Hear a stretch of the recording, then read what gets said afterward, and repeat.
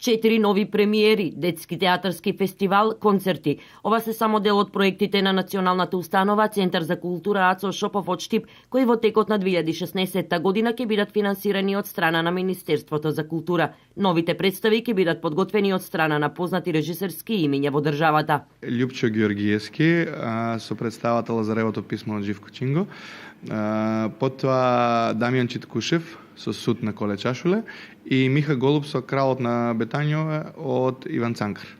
Тоа се од драмската дејност.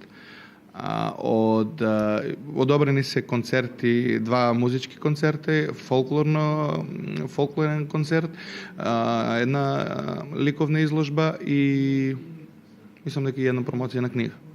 Пробите со Љупчо Георгиевски започнуваат во март, а Деновиве Вратеовски со својот тим работи на правење планови за тоа кои представи ќе ги работат со сопствени средства. Станува збор за најверојатно 2 проекта кои се надева дека публиката ќе може да ги гледа после 2 месеца. Минатиот петок љубителите на театарската уметност бесплатно можеа да ја гледаат представата Хотел ни на небо ни на земја, со што официјално започнаа годинешни веслучувања на штиците што живот значат. Веќе утре штипјани може да ја погледнат представата Спанаќ со пржени компирчиња, а во понеделник и на 3 февруари уште 2 представи.